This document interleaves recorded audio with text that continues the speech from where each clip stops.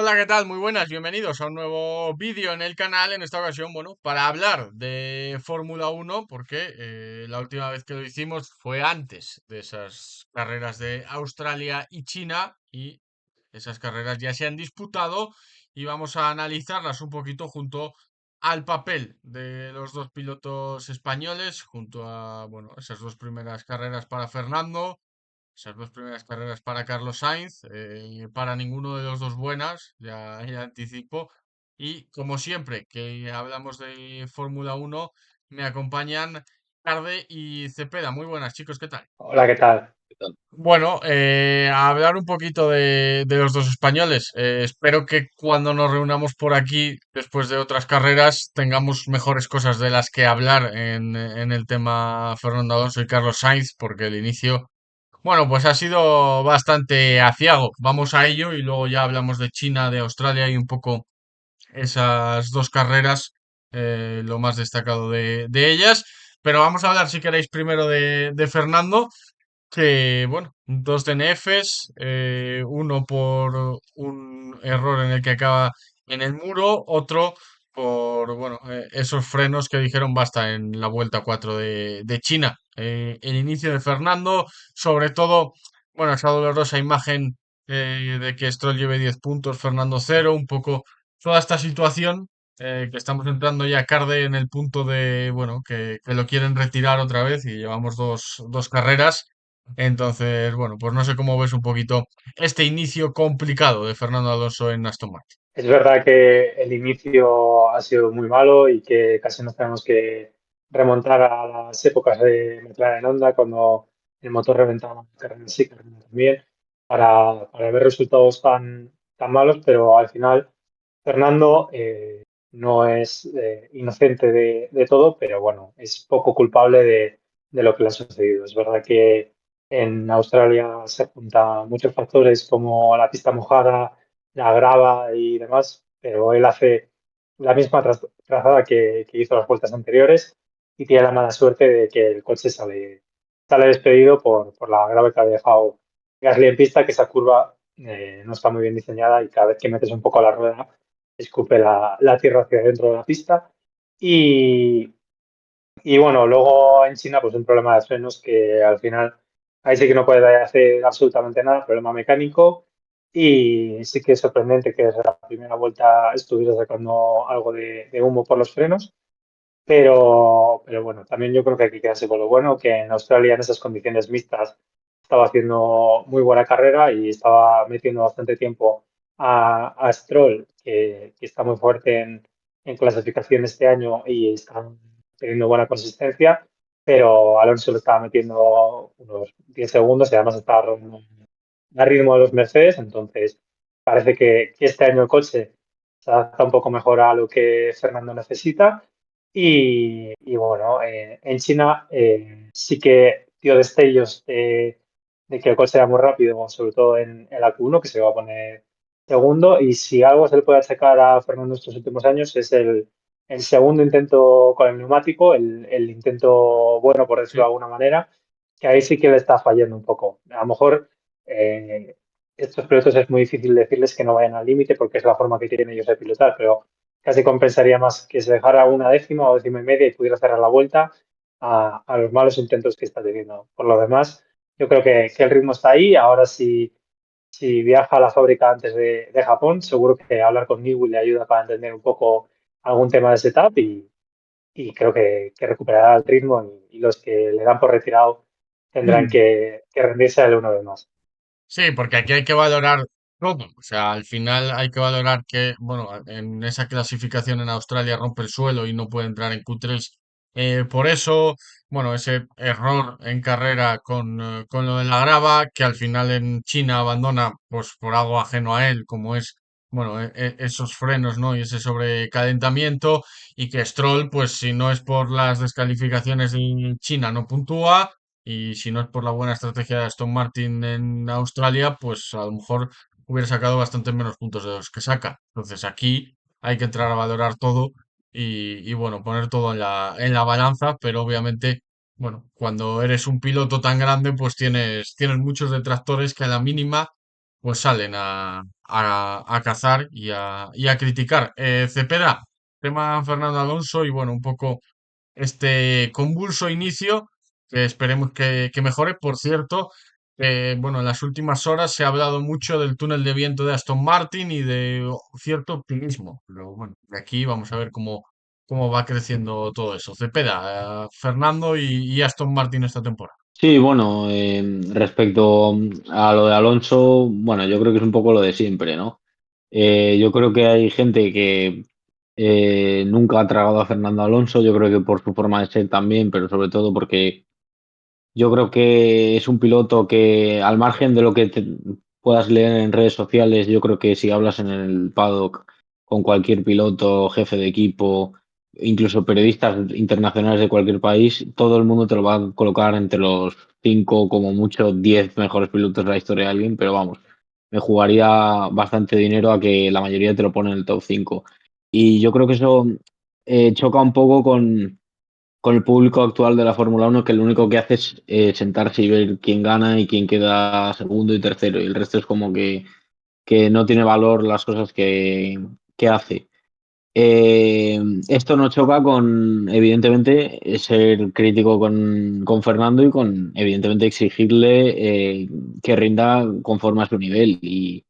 Y lo que hay que exigirle mínimo es que esté delante de Stroll en clasificación, que es verdad que ha clasificado las dos veces en carrera, no en la sprint, pero sí en carrera por delante, aunque por muy pocas, por menos de una décima, si no me equivoco, las dos ocasiones. Yo creo que ahí sí que hay que exigirle un poco más y como hemos visto perfectamente tanto el año pasado como en 2023, es capaz de meterle dos, tres o cinco décimas o incluso más en determinadas circunstancias. Así que yo creo que eso, ahí sí que Fernando tiene un punto de mejora. Y luego en carrera no hemos tenido ocasión tampoco de ver mucho, aunque en Australia yo creo que estaba rodando, estaba a 12 segundos, si no me equivoco, de Stroll por delante cuando se encuentra la gravilla y comete el error, por así decirlo, y se va contra las protecciones. Y sí que es verdad que en China en la sprint no tuvo buen ritmo. Sí que es verdad que no debían de llevar exactamente la misma configuración. Creo que Stroll llevaba una configuración de más carga aerodinámica que en teoría la ayudaría a conservar mejor los neumáticos. Y sí es verdad que Alonso tuvo muchísimos problemas de degradación y luego no vimos el ritmo real en la carrera porque yo creo que Alonso hubiese pillado un buen botín de puntos. Y hay que decir, evidentemente, que sí, que Lance Stroll ha empezado bastante bien la temporada, ha clasificado a la altura de Fernando y en carrera ha cumplido, pero no hay que olvidar que de esos 10 puntos, yo creo que ahora mismo, si no llega a ser por el accidente de Fernando y por las descalificaciones, yo creo que Lance Stroll llevaría cero o como mucho un punto, si me apuras, si en Australia hubiese pasado algo con otro piloto. Entonces, yo sí que creo que hay que exigirle más a Fernando y se pone a sacar el tema de decisiones en su carrera y tal,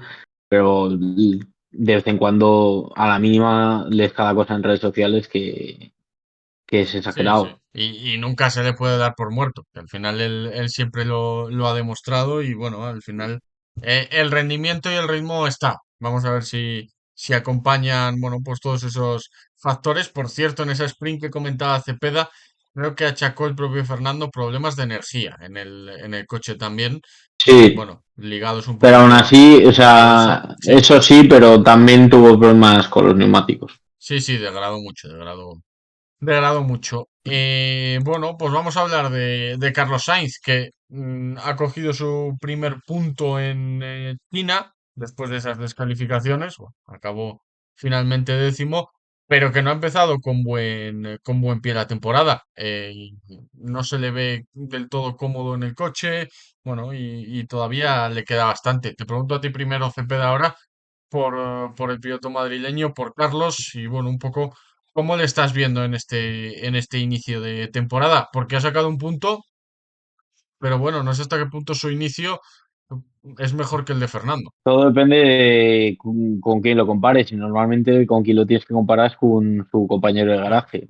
Y claro, cuando ves que Alexander Albon lleva 16 puntos en el Mundial en un equipo como Williams, te das cuenta de que primero el botín de puntos que ha cogido Alexander Albon, igual que el de Stroll, es excesivo seguramente para el ritmo del propio Albon y el Williams, pero también lo que implica es que el recorte de puntos que le va a tener que meter tanto Alonso, aunque un poco menos, como Carlos Sainz a Albon, va a tener que ser muy grande de aquí a final de temporada, sobre todo teniendo en cuenta que no sabemos exactamente cómo va a ser el desarrollo de los coches esta temporada y cómo van a variar los rendimientos. Entonces yo en esa parte sí que estoy un poco preocupado, no tanto por el rendimiento de ninguno de los dos, sino por la diferencia que han cogido sus compañeros de equipo en el Mundial de Pilotos y que no sabemos exactamente cuántas carreras le puede costar a ambos. Mi opinión es que yo creo que Fernando sí que en no sé cuántas carreras,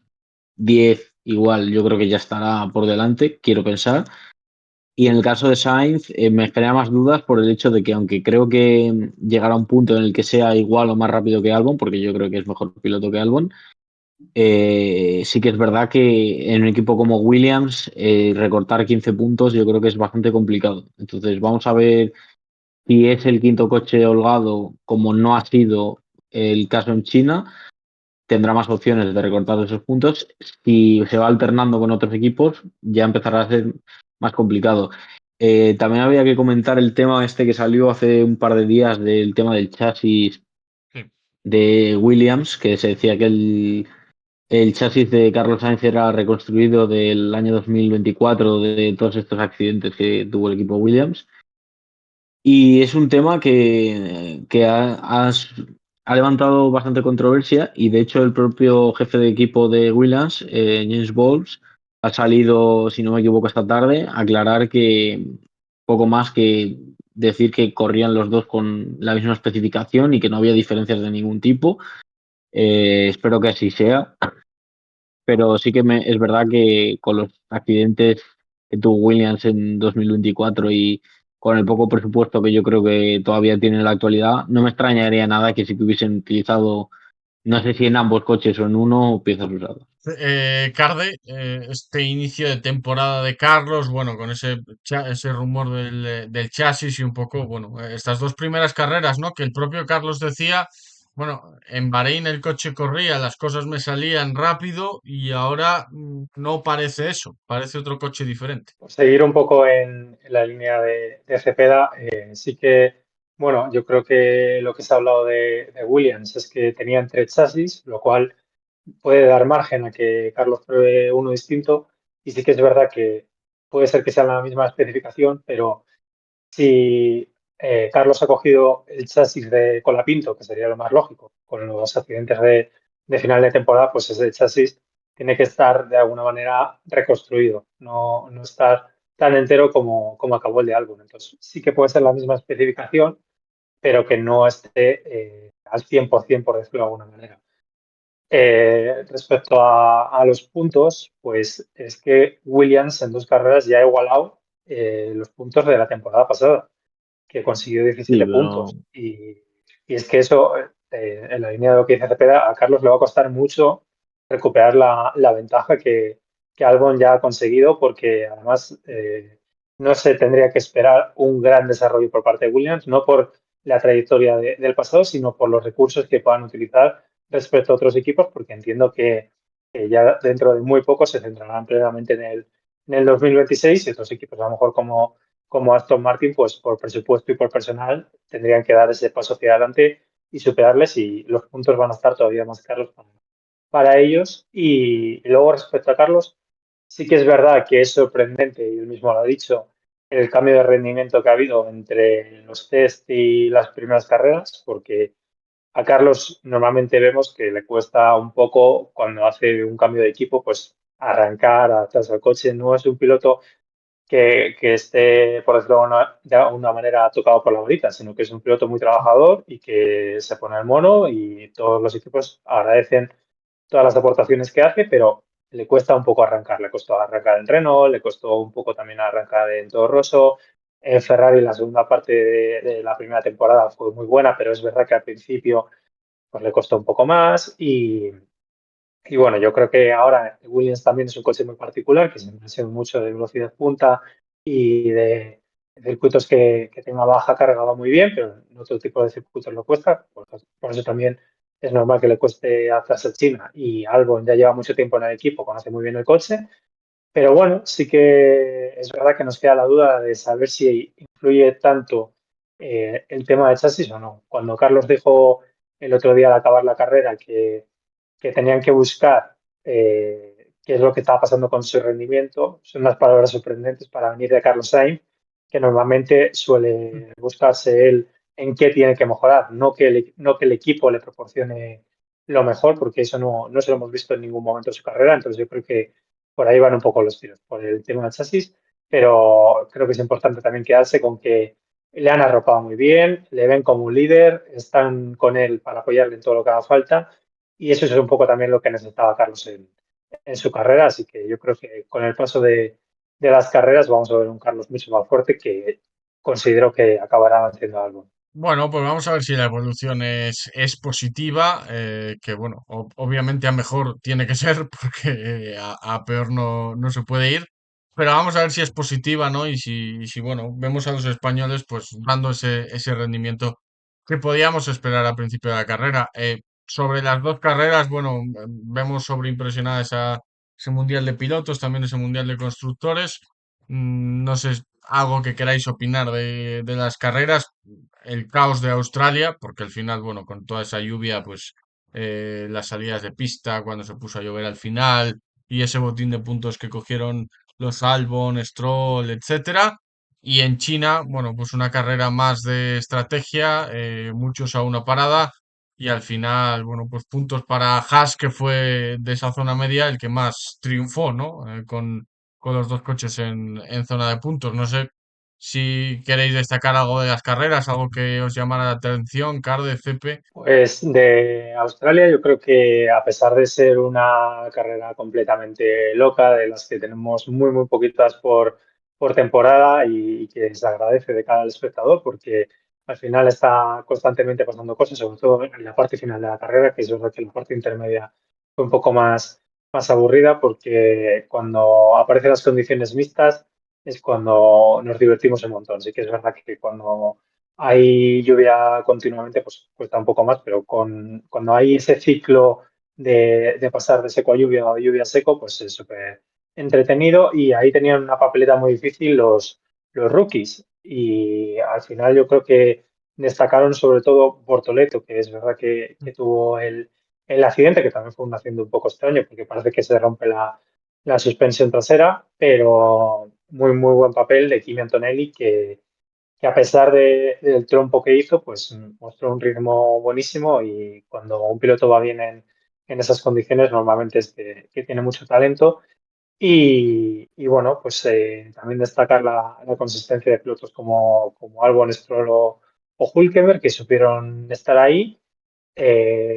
La suerte, entre comillas, de Norris, que al final se salió, pero no tuvo la mala fortuna de su compañero de seguir deslizando hacia la otra parte de la hierba. Y bueno, son cosas que pueden pasar cuando empieza a llover y vas de los primeros. Pues al final no tienes la referencia de nadie de cómo está ese punto, y Norris se salió y pudo continuar, ganó la carrera. Y Piastri sí que es verdad que una vez que el coche está a la hierba es muy difícil sacarlo, y a lo mejor, quién sabe, nos acordamos de esos 2 puntos que luchó hasta el final, porque en un campeonato igualado, pues esos 2 puntos pueden ser claves. Y luego sí que es verdad que Ferrari hizo estrategia un poco rara, porque teniendo los dos coches en mitad de tabla podían haber dividido un poco las estrategias, pero bueno, ya vimos los primeros enfrentamientos en pista, que luego en China casi acaban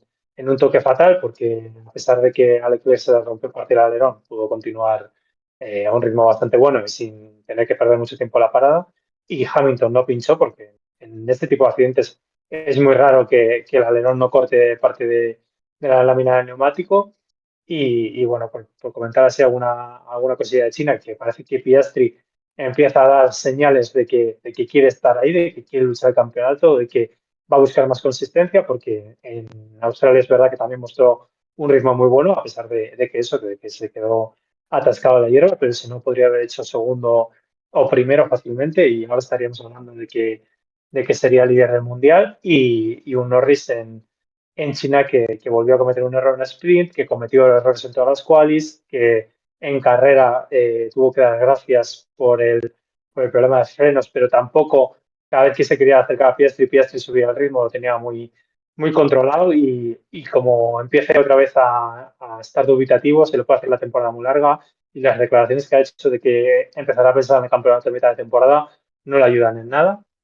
Y bueno, también llama la atención el resurgimiento de Haas, ¿no? Que en Australia estaba completamente desaparecido y ahora de repente parece que empieza a funcionar. Así que tenemos una temporada que va a ser muy entretenida con muchos cambios y veremos cómo afecta también los cambios de normativa que se van sucediendo, porque con todo tan apretado, cualquier mejora, cualquier cambio puede cambiar todo. Espera, ¿cómo viste tú esas carreras así a grosso modo? Y bueno, un poco también con lo que ha dicho Casi. Bueno, pues la carrera de Australia, pues una carrera bastante caótica en su principio y su final, porque como ha dicho Carde, yo creo que la parte central de la carrera, yo creo que fue un tostón, sinceramente, porque no vimos a nadie que se la jugase a intentar salir del carril seco y adelantar, porque no había ningún tipo de adherencia. Y los pocos pilotos que arriesgaron un pelín, pues ya vimos cómo acabaron. El propio Fernando o alguno más que intentaba apretar. Piastri, por ejemplo, también acabó fuera, aunque luego remontó. Y bueno, yo creo que fue una carrera que lo poco que vimos es que a nada que la pista se secó un poco, McLaren se fue. No, no es una cosa exagerada, pero sí que se fue bastante. Yo creo que vimos a un Verstappen que volvió a maximizar absolutamente todo en ambas carreras, tanto en Australia como en China.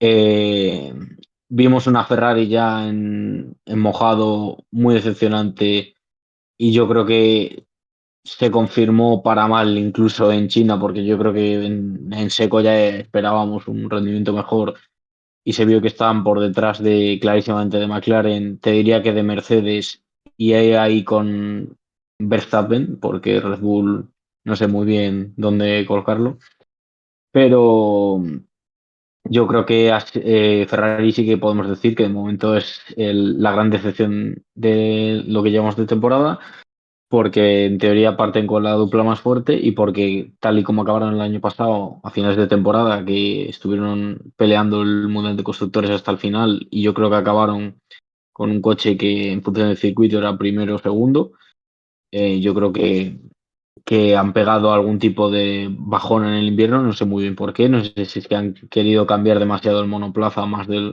la cuenta y al final lo han empeorado. Y sobre el Gran Premio de China, pues comentar que fue ya un gran premio más convencional, a excepción del resultado, que sí que es aparece más distorsionado por las descalificaciones.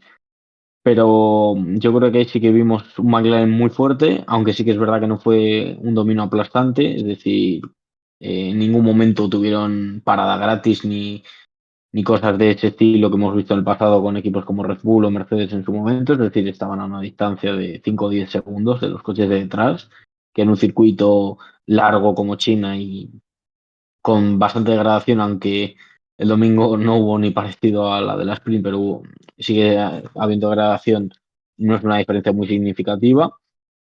Y bueno, por comentar algún tema más, el resurgimiento de Haas, que sí que es verdad que después de la pretemporada y del año pasado, yo me quedé muy sorprendido en Australia de decir cómo van a ser de repente el último coche si, no sé, es un equipo que por primera vez el año pasado había conseguido introducir mejoras y de repente se va hacia atrás y vimos que, bueno, en función de la carrera pues estarán ahí. Vimos un Williams yo creo que un poco menos fuerte en China que lo que habíamos visto en Bahrein y Australia. Yo creo que también porque es un circuito que bueno, que sí que tiene una recta muy larga, pero ya tiene más curvas de media y alta velocidad, e incluso curva lenta, que tampoco creo que le vaya excesivamente bien. Vimos un Aston Martin que sigue ahí en el limbo entre puntuar y no puntuar, y yo creo que es donde van a estar al menos durante las primeras carreras. Vamos a ver luego, porque he leído, si no me equivoco, que han dicho, el propio equipo Aston Martin ha dicho que su intención es trabajar en el coche 2025 unas 10 semanas desde este momento y luego ya centrarse en el coche 2026. Es decir, que si trabajan 10 semanas más, las siguientes mejoras, o sea, las últimas mejoras llegarían, pues no sé, dentro de 12 14 semanas, que son unos 3 meses. O sea, que me imagino que la vuelta Barcelona, del Barcelona Barcelona por abajo. igual un poco más, yo qué sé, Austria, Gran Bretaña y ya está ahí.